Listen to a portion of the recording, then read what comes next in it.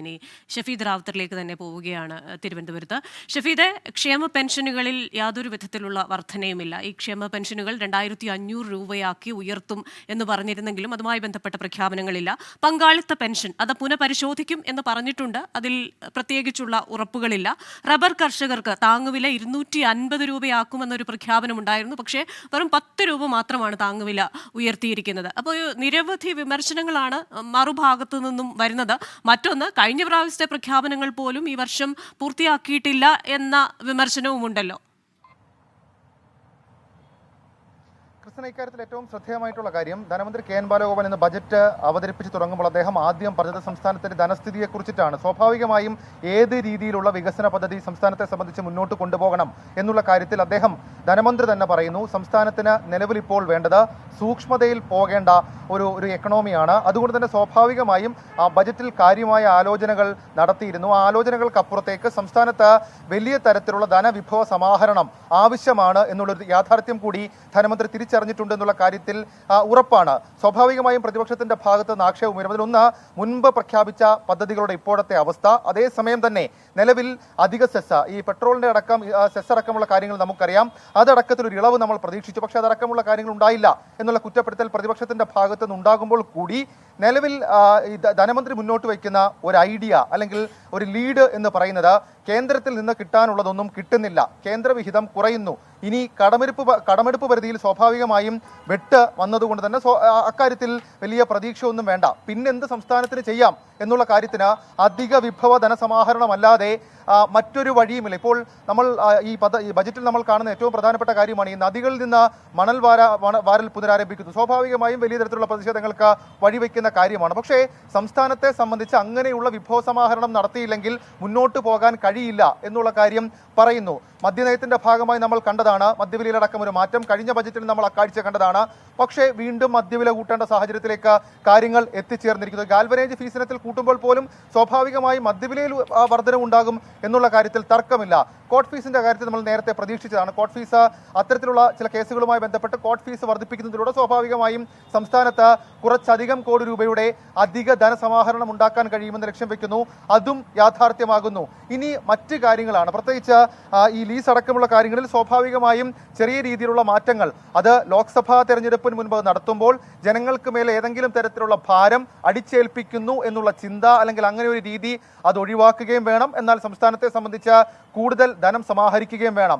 ആ രീതിയിലുള്ള മാറ്റം ഈ ബജറ്റിൽ ഉണ്ടാകുന്നുണ്ട്. ഇനി ക്രിസ്ത്യന, ഏറ്റവും ശ്രദ്ധേയമായി എടുത്തു പറയേണ്ടത് സ്വകാര്യ നിക്ഷേപങ്ങൾ സംസ്ഥാനത്തേക്ക് വർദ്ധിപ്പിക്കുന്നതിനുള്ള, അല്ലെങ്കിൽ അതിൻ്റെ ആ ഒരു ഗ്രാവിറ്റി കൂട്ടുന്നതിനുള്ള നീക്കങ്ങൾ ഈ ബജറ്റിൽ ഉണ്ട് എന്നുള്ളതാണ്. അതിൽ ഏറ്റവും ശ്രദ്ധേയമായിട്ടുള്ള കാര്യം, സർക്കാർ ആശുപത്രികളിൽ ആളുകൾ പണം നൽകാൻ തയ്യാറാണ്. അതുകൊണ്ട് തന്നെ അത്തരത്തിൽ ക്രൗഡ് ഫണ്ടിങ്ങിന് വേണ്ടിയിട്ട് അല്ലെങ്കിൽ അത്തരത്തിൽ ആഗ്രഹമുള്ള ആളുകളിൽ നിന്ന് പണം വാങ്ങാനുള്ള ഒരു റെമിറ്റൻസ് സൗകര്യം ഉണ്ടാക്കുന്നു. അത് നേരത്തെ തന്നെ സർക്കാരിൻ്റെ ആലോചനയുള്ളതാണ്. ഇപ്പോൾ നടപ്പാക്കുന്നത് വേണമെങ്കിൽ സംസ്ഥാന സർക്കാരിന് ന്യായമായി പറയാം. പക്ഷേ അങ്ങനെയുള്ള നിക്ഷേപങ്ങൾ അതല്ലെങ്കിൽ ധനസമാഹരണത്തിന് അങ്ങനെയുള്ള പുതിയ വഴികൾ അത് സംസ്ഥാന സർക്കാർ തേടുന്നു.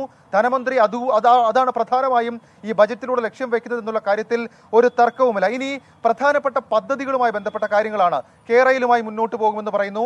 ഒരുപക്ഷെ സംസ്ഥാനത്തിന്റെ നട്ടലിന്, സാമ്പത്തിക നട്ടലിന് ഏറ്റവും കൂടുതൽ കരുത്ത് പകരാൻ പോകുന്ന വിഴിഞ്ഞം തുറമുഖ പദ്ധതി, അടിസ്ഥാന സൗകര്യ വികസനമാകട്ടെ, വിഴിഞ്ഞം തുറമുഖ പദ്ധതിയുടെ മറ്റ് കാര്യങ്ങളാകട്ടെ, അതിനും പണം കൃത്യമായി അനുവദിച്ചു. അങ്ങനെ ഒരു സൂക്ഷ്മമായ പ്ലാൻ, ഏതൊക്കെ പദ്ധതിക്ക് തുക അനുവദിക്കണം, അതല്ലെങ്കിൽ ഏതൊക്കെ ക്ഷേമ കാര്യങ്ങൾക്ക്, പ്രത്യേകിച്ച് ആദിവാസി മേഖലയിൽ ശ്രദ്ധ കൊടുക്കുന്നുണ്ട്, പിന്നോക്ക വികസന മേഖലയിൽ ശ്രദ്ധ കൊടുക്കുന്നുണ്ട്, പട്ടികജാതി വകുപ്പിന് ശ്രദ്ധ കൊടുക്കുന്നുണ്ട്, ആരോഗ്യ മേഖലയ്ക്ക് ശ്രദ്ധ കൊടുക്കുന്നുണ്ട്, കാരുണ്യ അടക്കമുള്ള കാര്യങ്ങൾക്ക് ശ്രദ്ധ കൊടുക്കുന്നുണ്ട്, മെഡിസിപ്പ് അടക്കമുള്ള കാര്യങ്ങളിൽ ചില മാറ്റങ്ങൾ നമ്മൾ പ്രതീക്ഷിച്ചു. പക്ഷേ അതുണ്ടായില്ല. അങ്ങനെ എല്ലാ തരത്തിലും സ്പർശിക്കുമ്പോൾ പോലും സംസ്ഥാനത്തിന് നിലവിലത്തെ സാമ്പത്തിക പ്രതിസന്ധിയും കേന്ദ്രത്തിൽ നിന്ന് കിട്ടേണ്ട അല്ലെങ്കിൽ ഏത് രീതിയിൽ കിട്ടുന്നു എന്നുള്ള കാര്യം മുന്നിൽ കണ്ടുകൊണ്ടുമുള്ള ഒരു ബജറ്റായി ധനമന്ത്രി കെ എൻ ബാലഗോപാലിന്റെ ബജറ്റിനെ നമുക്ക് കാണാം. ലോക്സഭാ തെരഞ്ഞെടുപ്പിന് മുൻപ് വലിയ തരത്തിലുള്ള കൊട്ടിഘോഷിച്ച പ്രഖ്യാപനങ്ങളില്ല. പക്ഷേ ലോക്സഭാ തെരഞ്ഞെടുപ്പിൽ ജനങ്ങളെ നിരാശരാക്കാത്ത രീതിയിൽ, ജനങ്ങൾക്ക് ഡയറക്റ്റ് ഇഞ്ചുറി ഉണ്ടാക്കാത്ത രീതിയിലേക്കുള്ള ചില നീക്കങ്ങൾ, ചില എയ്ഡുകൾ അക്കാര്യത്തിൽ ധനമന്ത്രി ബജറ്റിൽ സ്വീകരിച്ചിട്ടുണ്ട്. ക്രിസ്tina.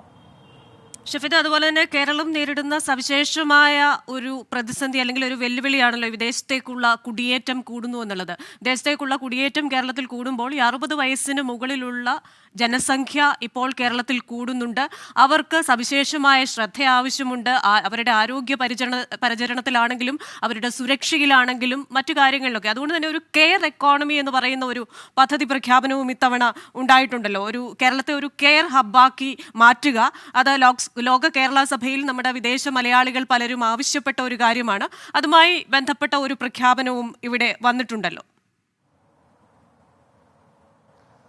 ഉറപ്പായും ക്രിസ്ത്യന, കാരണം മുതിർന്ന പൗരന്മാരുടെ സൗഖ്യം ഉറപ്പാക്കാൻ കെയർ സെന്ററുകൾ തുടങ്ങാനാണ് ഈ ബജറ്റിലെ ഏറ്റവും ശ്രദ്ധേയമായ മറ്റൊരു നീക്കം. അതൊരു കെയർ എക്കണോമിയുടെ ഭാഗമായി തന്നെയാണ് നമുക്ക് വിലയിരുത്താം.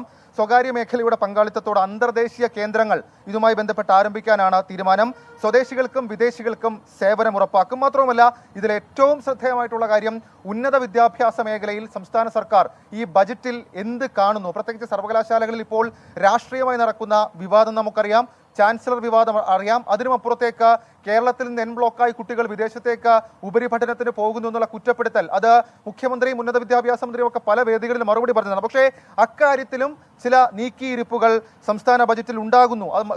കെ എൻ ബാലഗോപാൽ തന്നെ പറയുന്നു, വിദേശത്തേക്ക് പോകുന്ന വിദ്യാർത്ഥികൾ ഗണ്യമായ വർധനമുണ്ട്. ഇന്ത്യയിൽ നിന്ന് വിദേശത്തേക്ക് പോകുന്നതിൽ 4% വിദ്യാർത്ഥികൾ കേരളത്തിൽ നിന്നാണ്.